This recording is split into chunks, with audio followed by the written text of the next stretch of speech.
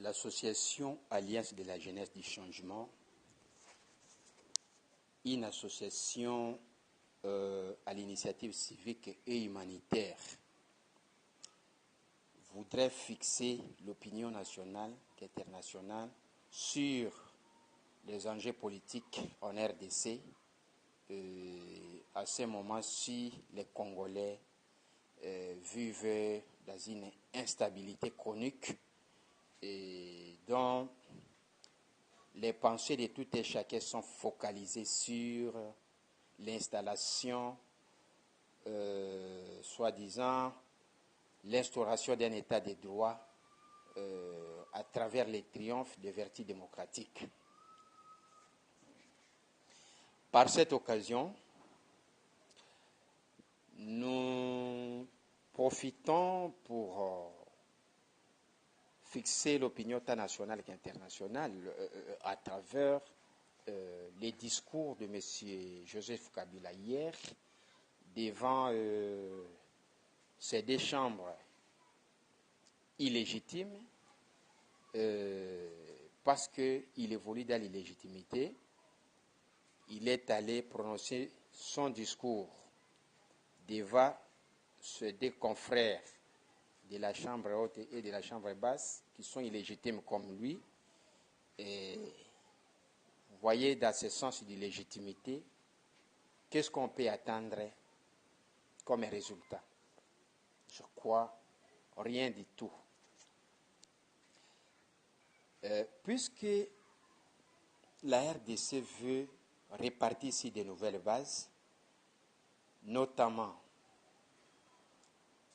l'instauration d'un état de droit par les triomphes des vertus démocratiques. Nous voulons dire au peuple congolais, de l'étranger et de ceux qui sont sur place ici au Congo, en ces termes, M. Joseph Kabila a tenu son discours pour ne rien dire au peuple. Ça ne sert à rien de pouvoir passer le temps à des débats inutiles. Ça ne sert à rien à pouvoir discuter sur des choses qui risquent de nous transformer comme des aigris. Nous sommes en face de l'obstacle de vie des Congolais, qui est M. Joseph Kabila et sa famille politique, PPRD, majorité présidentielle, FCC, que sais-je encore. Alors, puisque le pays est souverain et la souveraineté dont nous parlons, c'est le peuple congolais qui déclare aujourd'hui à travers sa jeunesse, non à travers les dirigeants illégitimes. Nous n'avons pas autre chose que obtenir la sortie immédiate de M. Kabila. Nous n'avons pas autre chose que ça. Les peuples congolais et les peuples à travers le monde entier aujourd'hui reconnaissent M. Kabila comme l'obstacle majeur de la situation de l'instabilité en RDC. Pour ce faire, nous disons ceci. M. Joseph Kabila ne peut pas se représenter à ces élections. Également, nous refusons cette machine à voter. En outre, la CENI de Corneille Nangaa Kabila n'engage que eux. Donc, concrètement, il faut que M. Kabila quitte le pouvoir afin que le Congo entre dans une nouvelle ère, c'est-à-dire une transition sans Kabila, sans la CENI de Kabila, sans une coloration quelconque de Kabila, pour que les élections s'organisent dans un contexte, dans un climat apaisé et de manière démocratique et transparente.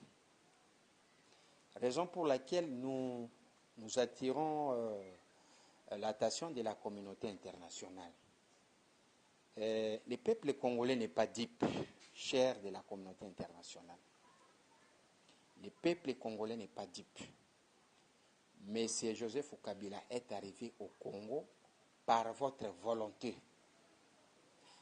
Puisque le maréchal Mobutu, qui était déjà désavoué par le peuple zaïrois à l'époque, n'avait pas besoin de quitter le pouvoir qu'à partir d'une force qui proviendra de l'extérieur, c'est-à-dire une force rwando, burundo, ougandaise. Non, il y avait les Congolais qui n'étaient plus d'accord avec Mobutu.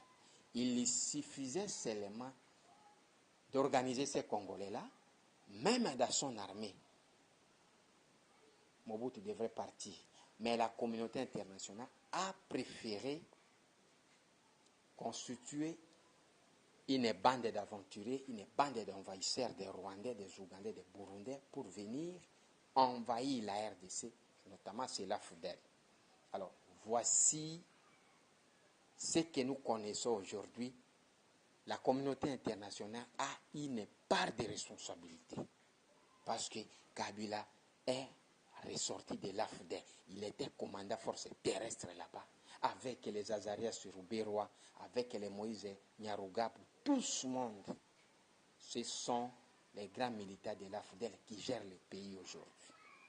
Alors, nous voulons que notre pays soit géré par nous-mêmes Congolais, s'il vous plaît. Alors, toutes les manœuvres, l'hypocrisie qui se passe entre Kabila et la communauté internationale, nous la connaissons très bien.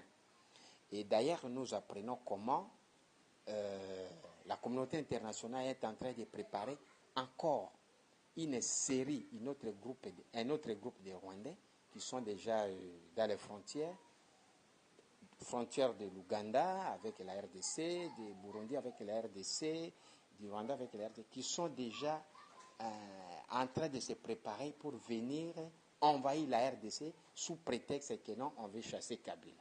Nous connaissons, et cela ne date d'aujourd'hui, cette manœuvre est connue. Lorsque Kabila était entré au pouvoir, on a armé de nouveau les Rwandais dans les RCD, on a armé les Rwandais dans les CNDP et M23. Tous, c'est dans l'objectif d'envahir le Congo parce que la vision, c'est quoi? La vision, c'est balkaniser la RDC. Alors, le peuple congolais n'est pas dupe. Nous comprenons l'hypocrisie qui se passe entre la communauté internationale et Kabila. Nous connaissons le jeu. Alors, nous voulons vous dire que nous ne sommes pas dupes et nous allons nous assumer. Si vous pensez que l'armée de Kabila, qui est mêlée des Rwandais, qui est mêlée des Burundais, des Ougandais, et avec votre appui, vous serez en mesure d'exterminer les Congolais, je crois que Dieu qui a légué le Congo à travers ses ancêtres pour que la jeunesse aujourd'hui soit héritier de sa terre, je crois que même Dieu ne pourra pas permettre que ceci arrive. Alors, nous, la jeunesse congolaise, nous allons nous battre jusqu'à la dernière énergie pour que l'unité de notre pays demeure à jamais. Nous allons nous battre pour que la domination, l'occupation de notre pays soit quelque chose qui va tomber en échec. Nous allons militer pour que le peuple congolais retrouve sa dignité et nous allons nous battre à ce que la souveraineté de notre pays soit respectée. Raison pour laquelle nous profitons de cette occasion pour vous lancer cet appel en vous disant il faut arrêter avec l'hypocrisie entre vous et Kabila. Nous connaissons que vous êtes ensemble, mais le peuple est conscient, la jeunesse est consciente et elle va s'assumer de manière à ce que l'avenir de ce pays soit entre les mains de sa jeunesse qu'il a hérité à travers ses ancêtres. Voilà notre position, association de jeunes, alliance de la jeunesse du changement.